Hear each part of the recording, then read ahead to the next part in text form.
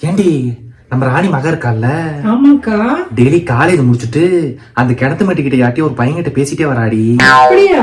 ஆமா, அவன் யாரு எவனே தெரியல. நான் அந்த வழியா தானே டெய்லி விறகு வெட்ட போறேன், அப்பதான் பார்த்தேன். அப்படியாக்கா? ஆமா, பிள்ளைங்களை கண்டிச்சு வளர்க்கணும் முடி, எப்படியோ தெரியணும் விட்டா இப்படித்தான் நடக்கும்.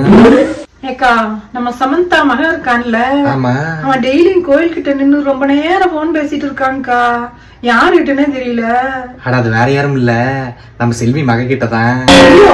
அவளுக்கு தான் கல்யாணம் ஆயிடுச்சுல. ஆமா, அவகிட்ட தான் பேசிக்கிட்டு இருக்கேன். எப்ப அவன் புருஷனுக்கு தெரிஞ்சு அவன் கொட்டையை வெட்ட போறாங்கன்னு தெரியல. ஏண்டி இத அவன் ஆத்தாக்காரிட்ட சொல்லுங்கடி. நான் சொன்னா ஏதோ அவன் பையனை பத்தி இல்லாத பொல்லாத சொல்ற மாதிரியும் என்கிட்ட சண்டைக்கு ஏறிட்டு நிப்பா. ஏண்டி நம்ம மீனா மக இருக்கால? ஆமாக்கா. அவ ஏதோ காலேஜ்ல ஒரு பையன் கூட. தங்கமக்கா, இப்படி ஊர்ல இருக்கிற பிள்ளைங்க என்ன பண்ணுதுன்னு பாக்குறியே, போய் முதல்ல உன் பிள்ளைய பாரு. என் வனையும் இழுத்துட்டு 1 மணி வண்டியில ஓடுறா. என்னடி சொல்ற?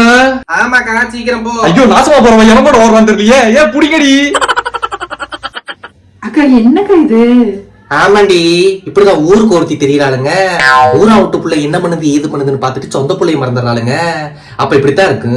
ஆமாக்கா. சரி, அதை விடு. ஊன் என்னடி ஏதோ ஒரு காலனி விட்டு பையன்கிட்ட பேசிட்டு இருக்காளாமே, என்ன கதை அது?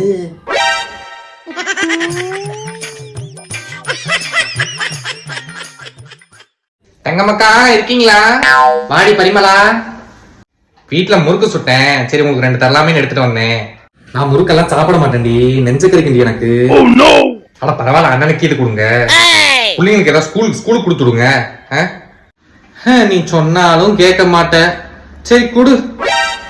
சரிக்கா, சரி எனக்கு வேலை கிடக்கு, போயிட்டு நான் சாயங்காலமா வரேன்.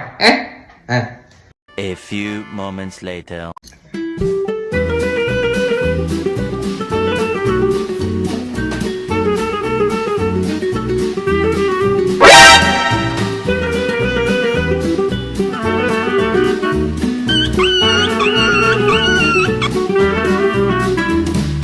Oh no!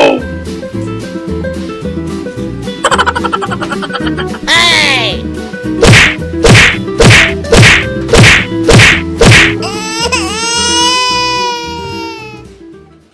நாசமா போறவ தீபாவளிக்கு மீந்து போன முறுக்க ஏன் தள்ள கட்டு போயிட்டாளா? வருவாள்ல தங்கமக்கா அப்படின்ட்டு வரட்டும், டீ போட்டு சாஸ்ல வடிக்கிட்டு கொடுக்குறேன்.